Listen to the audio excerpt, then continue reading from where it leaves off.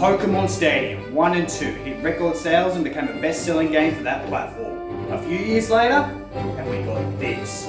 Yeah, let's go save them all. Pokémon Colosseum is a third-person turn-based RPG that's developed by Genius Sonority, published by Nintendo, and was released for the GameCube on the 22nd of March 2004 for North America and the 14th of May for Europe and Australia. The game takes place in the desert region of Ori and revolves around a hero, Wes, navigating various towns, rescuing shadow monsters whose hearts have been dampened from the antagonist, Team Cypher. Colosseum was well received with very high scores across most publications. Critics praised the title for being the first true 3D installment for the series, and its darkest setting and story. Game sales of over 1.15 million copies sold by 2007 in the United States and led to the sequel, the very expensive Gale of Darkness in 2005. Let's check it out.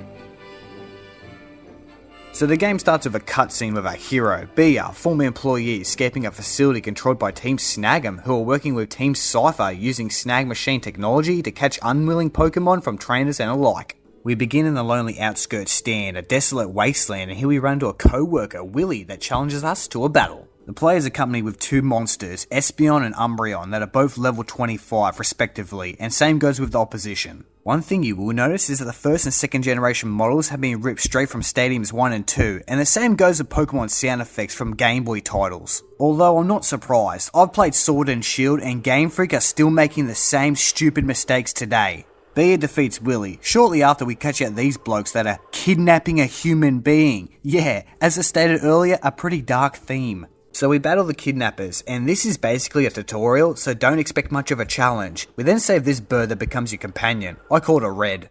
The duo end up in Phoenix City, a water wilderness. The game then uses a 3D overworld with a fixed camera for open areas, and exploration is done from a third-person perspective. Just like the GB titles, there's towns and cities with Pokemarts, centers, and gym challenges. But I won't lie, it's fucking linear. We head over to the pre-gym, and the name says it all. This is just various battles with random trainers to get the player familiar with different Pokemon types, grass, water, rock, so forth. The battles consist of 2 versus 2 monsters, and these segments that use a rotating camera with numerous shots, they work well enough. The animations also look quite nice, but the character models look like shit, except for Les or Bia, he's a good looking rooster. I will give credit to the game's graphics and visual effects, not bad. Our heroes take down Trapinch, Swim Hub, Geodude and a few others, then it's on to the actual gym, where we are told that it's currently occupied and too bad, come back later. So we exit and run into these butt-ugly NPCs from Team Snag'em. Further dialogue reveals that Bia stole the snag machine that converts your average Pokeball into, well, a bad one.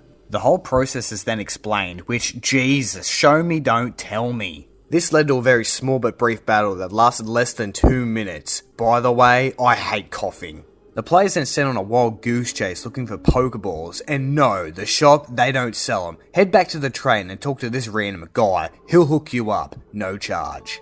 Leaving the black market, Les returns to Fennec but is told that a whole bunch of scary men are in the city. So the duo enter this house, and here we find Afro Man, a bunch of Power Rangers, and yes, the bad guys, or human traffickers. So we battle Foley and Trudley, taking on Whismar, Lotad, Duskull and Spinark. It's pretty uneventful. Also, what's the go of the environment and player's surroundings? This is a small room that has now become a very large arena.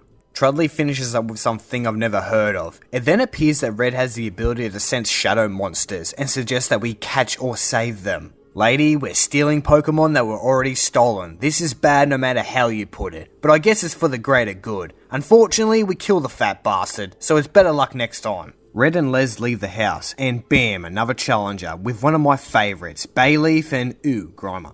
The game knows you want that level 30 beast, and sure enough, it's holding a black aura. We paralyse and slightly wear down Bayleaf before chucking a snag ball at it and capturing our first shadow monster.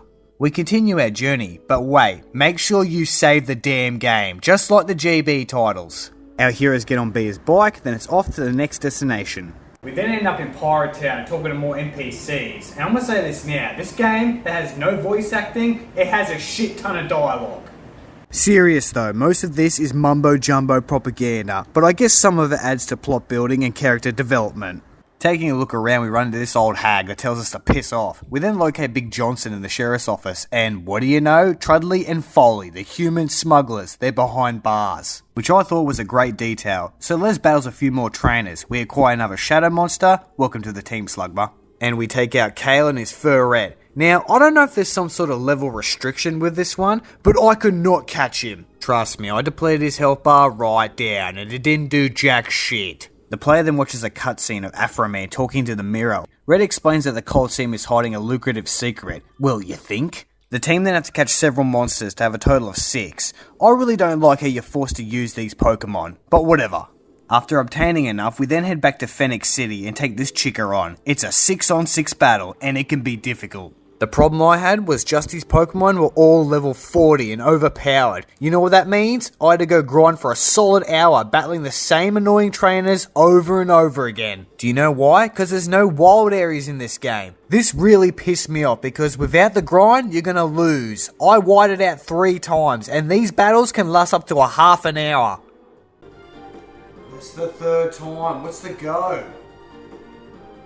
So we level up at Espeon and Umbreon to see if it makes it any easier. The battle itself is not hard, but the stupid AI that is constantly upping the defense, speed and agility will make the match take bloody forever.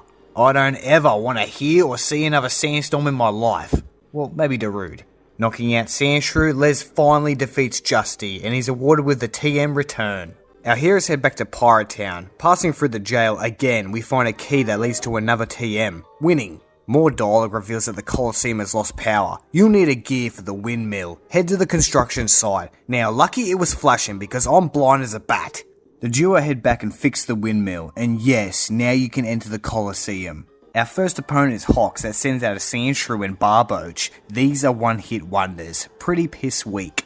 As for the arena, it gives off a pretty good vibe. Les defeats Olmay and the player begins round 2, and I think the battle theme has changed. Well, it's good to have some more sound effects. You got the crowd's cheers, because the soundtrack, it definitely lacks. Not gonna lie, the Stadium series dumps all over this music. Umbreon knocks out Natu, same goes with Meditite, and we enter round 3, which our team then decimate Electrike, Vulpix, and this little fucker. Is there any reason why the pre-gym was harder? Even with the same level monsters, this is just too simple, and the final battle against Marez, it's a walk in the park. Anyways, Beer becomes the champion. We get some cash and another TM. Crossing the bridge, we run into one of the Power Rangers. He then escorts us to a lift, and here we enter Mirabed's hideout. Fellow NPCs find out who we really are, and they ain't happy about it, so we take on Cypher Pion Nor. And there's nothing special about this one, Yanma, Pineco, and a few others. The duo then promises Giant Ape that we'll get Pulse back. How could we say no? So we take a look around, and this is where everything goes slightly overboard. You've played Pokemon games, we all have. You know that you can go around fellow NPCs to avoid battles. Well, I'm pretty sure you can't in this level. But that's not the problem. There's 12 trainers, and they're all positioned one after another, and they're all effortless. Except for this asshole that kept freezing my Umbreon and Espeon. Apart from that, it is repetitive and took me 1 hour. Once you've reached the roof, because yes, there are several floors, we then head inside this building and find Silver being tortured by these 2 clowns. You know what to do. Confusion, retreat, bite. Once you've done that, Firm and Reef, they split. We then help Silver before being interrupted by Mirror B, aka Afro Man. Seeking revenge, Les and Red head to the oh wait. Take this dude out first. Then you can enter the cave. Not quite a maze, it's pretty straightforward. We come across a whole bunch of items, various chaser opponents, and Bandana Noxie that has, get this, 4 Lotads. Kill them all. Les also snags a few more shadow monsters. So far we have a total of 9. In our PC we have Quagsire, Yanma, Mantine, Meditite, and Dunsparce. Have I created a bond with any of these Pokemon? No, and this is where they shall remain. Although I do have a soft side for Bayleaf and Noctowl, but that's all. Sorry Slugma. Bea then comes across this chick, which we've seen in the previous cutscene, so we battle Cypher Sema. It's nothing out of the ordinary, and she only has 5 Pokemon. Our Espeon also learnt Psybeam, which made it even easier. Continuing on, Les finds a whole bunch of drugs, and a dead end. Go all the way back. Retracing our steps, the team come across a dark entrance. We go inside, and finally locate Mirror B. And can you guess what Pokemon he has? 4 Ludicolo and a random Pseudo-Wudo. Whatever the case, the battle, it's meh. I do dig the Mexican tunes though. We defeat Afro Man and find Pulse. With the team all reunited, we set sails as the journey continues. Les withdraws Pulse from a PC, and yes, I'm well aware his name is Plusley. We then open an EIN file that we found back in the cave about Pokemon purification. It's revealed that Shadow Monsters can be changed back to their OG form, meaning there's still hope for these fuckers. The duo then run into this fortune teller that reminds Red that her grandpa Egan is waiting for her arrival or some shit. And we're off. We get on our bike and a short trip later we arrive at A-Gate Village. A lush green town where the air tastes great and home of the great Deku tree. Nah, just kidding. Bea finds some Ultra Balls and we meet it with Red's grandpa. Old Man then splits and so we gotta go find him. Entering the forest we run into this chick again. Different name, same character model. As for the battles, they're alright. I understand that wild areas are non-existent in this game and the player's gotta level up some way, but hear me out. I'd rather tougher battles than too many. Quality over quantity. We defeat another Cypher. What could possibly be next? You battle more trainers. Indeed, and for your sanity, we'll be speeding up some of the gameplay, because otherwise, we'll be here all day. Les battles another member of Team Cypher, and the bitch popped out of nowhere. Her monsters Baltoy and Kalia? No chance whatsoever. We find Old Man that challenges Scrub to a battle. The player's then forced to watch this whole segment. A cutscene would have been fine. Grandpa and Pikachu lose. Step aside, our turn. We wipe the floor with this little shit. Scrub then takes off and the crew head home. Further dialogue explains that the crooks are out to catch Celebi and destroy the relic stone. Red's nan then goes upstairs to see if she can find the artifact. Meanwhile, the player's then told to go visit Selenor beside the Pokemart. The duo are then informed to check the forest. Wait a second, you see that shiny item? Why didn't Bea collect it before he left? Because you can't, as the game jumps straight from this clip into a cutscene. Call me stupid, but this is time wasting. Anyways, the file tells us that Celebi has some power that can help speed up the purification process. After heading back, Nonna hands over the tablet. Next minute, Les gets an email. Apparently Mountain Battle's under attack from more thugs. I'm assuming Team Cypher. Leaving 8-Gate Village, Les gets back on his bike and we arrive at a destination. We then get some music that is some sort of rendition to the Law and Order theme song. Take a listen.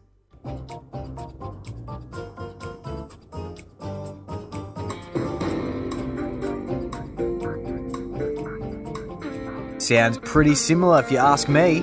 Bees initially refused access, but Old Love comes to the conclusion that the Duking sent us, so we pass and jump immediately into a battle. Earlier on I said the animations were good, and they still are, but putting this into some context, I think the predecessors had a lot more going on. Of course, Stadiums 1 and 2 are nothing like this game, but this offers a somewhat more true Pokemon adventure, and for that I've got to commend the developers over a genius sonority. The team then battle not 1, not 2, but 10 different enemies, and difficulty is not a problem until you get to this dude. It appears that Super Saiyan Dakim is trying to steal the Time Flute, as when used it awakens Celebi to completely purify Shadow Monsters, so it's a big deal. It's boss battle time, and man did I lose my bloody mind. He begins with a Golem and Metang. They will consistently use the move Protect, meaning none of your attacks will be effective. And this drags out for a while, leaving the player absolutely helpless. You're gonna die a lot. What's he gonna do? You gonna fucking do the same shit you did before? Yeah, fucking bullshit! You can't fucking do that! Fuck! How many Pokemon does this cunt have? You got a fucking 5 of these cunts, are you kidding me? Yes, the AI is horribly precise at predicting your next move and leaves you with 2 options, get lucky or go grind. Can you guess which pill we had to swallow? Fuck me. So after 40 minutes of grinding, we level up our monsters again. I also taught Umbreon and Espeon some new moves and caught that stupid Ferret. The team returned, but this time we're prepared and use a few strategies. Starting with Noctowl, we use Hypnosis, leaving both monsters vulnerable. A couple side beams and see you later Golem. This Metang, he stuck around for a bit though. He then sends out Marshtomp, and what a pushover. Camerupt, slightly OP with his flamethrower, also I reckon he's a good looking monster. Goku finishes up with Entei, the mythical beast, and it was down to 1-on-1. My Umbreon just pulled through with the goods, and we won the match. Thank fuck. Les finds the F-Disc. Furthermore, we then bump into Vander that was unconscious on the floor. The team head back and Les acquires the Time Flute. Our heroes then make their way to Agave Village to see Grandpa that tells us to go to the forest. After reaching the relic, the player is now able to unbound their shadow monsters from dampened hearts. Bayleaf was first, and shortly after, he evolved into Meganium. And of course, the rest were to follow. With a full party of Pokemon, we can finally head back to Phoenix City and take part in the challenge. Unfortunately, it's just like the Colosseum, meaning you can one-shot every monster. It deprives the game of fun. What annoyed me was the fact that we needed 6 Pokemon to enter this competition, but fellow NPCs, they only have 2 or 3. It don't make sense. This is also extremely short, coming in under 10 minutes. So Bea wins the tournament, give me the cash, give me the item, then off to the next location. The duo head back to Pirate Town. Big Johnson explains that him and the sheriff found some more thugs. We find a key. Along the way we notice that Mount Battle had reopened, so we enter the challenge. Do you know how many trainers there are? Take a guess. I'm not making this up. There are 50 opponents you gotta take on, and even the ones you cleared earlier. Once you finally defeat all these losers... What? How many rounds are there? And this is where I threw in the towel. Look, for what it is, I think a 10-year-old me would have loved this game. But times have changed. Colosseum is still a great RPG, and actually better than some modern day titles. I just wish there was less grind and more meaningful battles and challenges. Let's not forget about multiplayer either. So in that regard, I'll give it an 8 out of 10.